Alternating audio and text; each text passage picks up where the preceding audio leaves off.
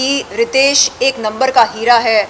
रितेश ने उनके खर्चे उठाए, उनका घर चलाया, उनकी स्वर्गीय माँ के कई सारे सर्जरीज कराए और उनसे बेइंतहा मोहब्बत करता है रितेश। अगर इन बातों में सच्चाई है तो उनकी धर्म पत्नी होते हुए उन्होंने आदिल भाई को मजबूर क्यों किया उनसे शादी करने के लिए? ये अजीब बात है। शादीशुदा होते हुए किसी और से शादी करना क्या ये कानूनी है या गैर कानूनी है? तो क्या शादी उनके लिए मजाक बनकर रह गया? हाँ, ना जज्बातों की कदर करती है, ना शादी की कदर करती है। बस चिल्ला चिल्ला कर ये बोलना कि मैं मुसलमान हूं, मैं मुसलमान हूं, इससे क्या होगा?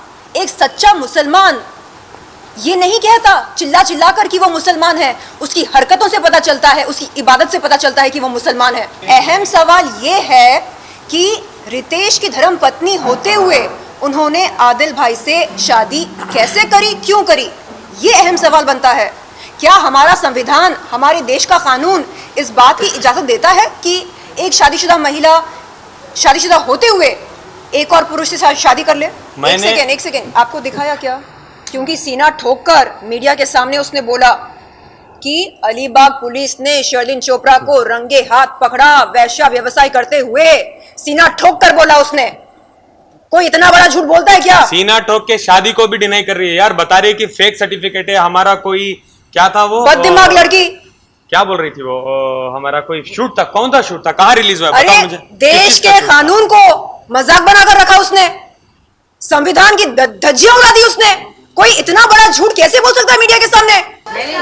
नहीं, एक सेकेंड। उसका ये दावा है कि वो उसका ये दावा है कि वो एक सेकेंड उसका ये दावा है कि वो आदिल भाई से ज्यादा बेहतर मुसलमान है। तो ये इसका मतलब क्या है? हाँ, अल्लाह मियां आपको बोलते, अल्लाह मियां बोलते कि जाओ लड़कों को पटाओ, हाँ, उनको प्यार के झांसे में फंसाओ, उनको कंगाल बनाओ, निचोड़ो, उसके बाद उनकी जिंदगी नर्क बना डालो, उसके बाद उनको जेल की हवा खिलाओ, ऐसा बोलते अल्लाह ताला। शर्म आनी चाहिए। दोस्तों वीडियोस हैं। एक सेकेंड। नल्ला शब्द का मतलब क्या है? नल्ला का मतलब क्या है? नहीं, आप बोलिए, नल्ला का मतलब क्या है? Useless, correct. तो मैं कहती हूं हाँ, नल्ले थे आदिल भाई जो उनके प्यार में पड़ गए। नहीं, आप मुझे बताइए, आप एक इंसान को कंगाल बनाकर उसकी गरीबी पर मजाक उड़ाते हैं, फिर उसके बालों पर मजाक उड़ाते हैं। आपकी स्वर्गीय माँ है, इनके माँ बाप कौन है? इनकी इज्जत नहीं है, इनके घर वालों की इज्जत नहीं है। आपका पेन, आपका स्ट्रगल रियल है, इनकी जिंदगी व्यर्थ है। क्या है ये? क्या ये दोहरे मापदंड नहीं है? सरेआम मीडिया के सामने मेरे आपत्तिजनक फोटोज और वीडियोस दिखाए बुला बुलाकर, ये देखिए, एक वकील इस तरह का अश्लील काम नहीं कर सकता है। तो 7 अगस्त इस महीने के 7 तारीख को हम गए थे बार काउंसिल पर और वहां पर रिस्पेक्टेड ऑफिसर ने हमसे पूछा कि क्या करना है। उन्होंने ऑफिसर के सामने कहा कि सर मुझे माफ कर दीजिए, मैं मीडिया के सामने शर्लिन चोपड़ा से माफी मांगने को तैयार हूं, आप प्लीज इस केस को वापस ले लीजिए। तो सर ने मेरी तरफ देखकर पूछा कि शर्लिन चोपड़ा क्या करना चाह रही हैं आप? मैंने कहा सर, जिस तरह इन्होंने मेरे इज्जत की नीलामी करी सरेआम मीडिया के सामने, उसी तरह सरेआम मीडिया के सामने मुझसे माफी मांगे तो मैं ये शिकायत वापस लेने को तैयार हूं। नहीं, अगर वो अपनी पीड़ा साझा करती है तो वो उनका संवैधानिक हक है। अगर ये बंदा आदिल भाई अपना दुख आपके साथ साझा करते हैं तो इसका मतलब ये है कि असल में ये बिग बॉस के घर में जाना चाहते हैं, असल में ये एकता कपूर जी के साथ काम करना चाहते हैं, असल में इन्हें पब्लिसिटी चाहिए। अच्छा, अरे भाई, इसमें गलत क्या है? अगर कोई बिग बॉस के घर में जाना चाहता है तो इसमें गलत क्या है? क्या ये गैर कानूनी है? नहीं, आदिल आपसे जानना चाहेंगे। जाने वाली थी तो राखी की मदर भी जाने वाली थी, लेकिन आप एक सेकंड। मैं ये कहना चाहूंगी कि लानत है उस दिन पर जब मैं उसके साथ मैसूर गई उसके लिए इंसाफ की गुहार लगाने। लानत है उस दिन पर, उसकी मन गणित कहानी पर विश्वास करके मैं गई। शर्लिन, तू मेरी बहन है, तेरी बहन इस समय बहुत ज्यादा विचलित है, ये पीड़ित सारे है। सवाल आप प्लीज इनसे पूछिए। और मैं ये भी क्लेम किया था कि उन्होंने 3 लाख रुपए दिए थे ईरानी लड़की को। सब कुछ आप इनको पूछिए, बिकॉज ये थे उधर। कल तक मैं उसके लिए दुनिया की सबसे इज्जतदार और बहुत ही हाँ मतलब मेहनती मैं औरत थी, उसके लिए महिला थी। आज अचानक उसने मुझे क्या कहा? बाजारू, उसका मनपसंद शब्द। यानी अब वो कह रही है कि एक महिला जो एंटरप्रेन्योर है, जो सोशल एक्टिविस्ट है, हाँ, जो जब उसकी दोस्ती हुआ करती थी इसके साथ, दुनिया की बेहतरीन महिला हुआ करती थी, और अब वही बेहतरीन महिला एक किसी वैश्या से या किसी बाजारू महिला से कम नहीं है। तो आप समझ सकते हैं उसकी नीच, गंदी, घिनौनी मानसिकता। मैं खंडन करती हूं ऐसी मानसिकता का।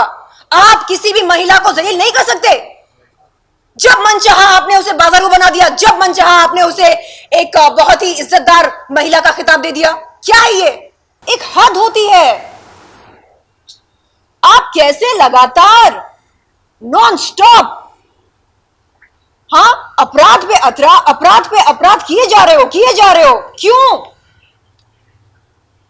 कभी आदिल भाई, कभी कोई और, कभी मेरे खिलाफ, कभी राष्ट्र के खिलाफ। मतलब आपके दिल में कानून का कोई डर नहीं है, संविधान के लिए कोई मर्यादा नहीं है। तो मैंने आदिल भाई को मैसेज भेजा। मैंने बोला, भाई मैं दुबई में हूं, मुंबई पहुंचते ही आपसे बात करूंगी, आपसे मिलना चाहूंगी, और भाई मैं आपसे माफी मांगना चाहूंगी क्योंकि मैं आपके शहर गई थी उस लड़की के साथ, उसके लिए इंसाफ की गुहार लगाने, और मैं लानत भेजती हूं उस दिन को। कभी आप इस तरह क्या? पानी पानी पानी पानी पानी।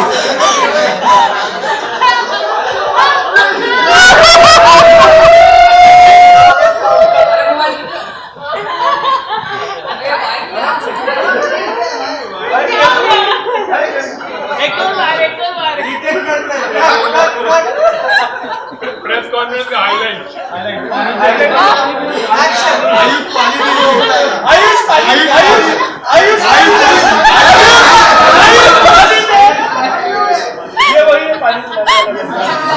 हाँ, तो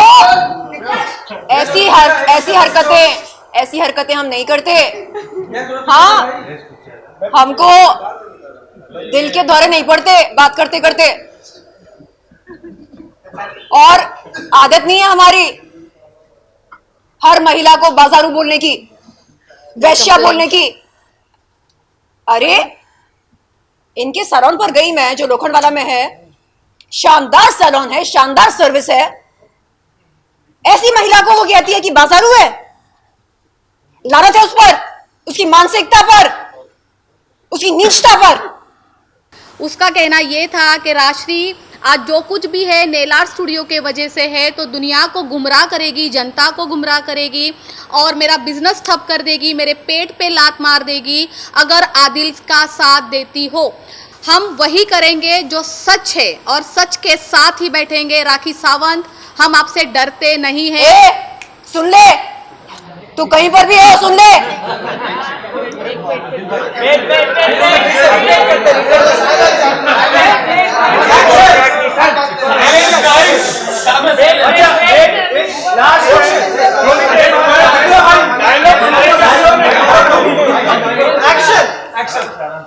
शेरनी चोपड़ा है नाम मेरा। सुन, बहुत हो गया तेरा ड्रामा। ये ऐसी है, वो वैसी है, ये वैश्या है, ये बाजारू है, ये खूनी है, ये बलात्कारी है। तू क्या है बे? तू क्या है? क्या है? नाम देना चाहिए। क्या है? तो आप लोग औकात में रहो। ये देश है, देश समाज है, जंगल नहीं है। कानून से चलता है, नियम है इस देश में, महिलाओं के लिए भी नियम है, कानून है।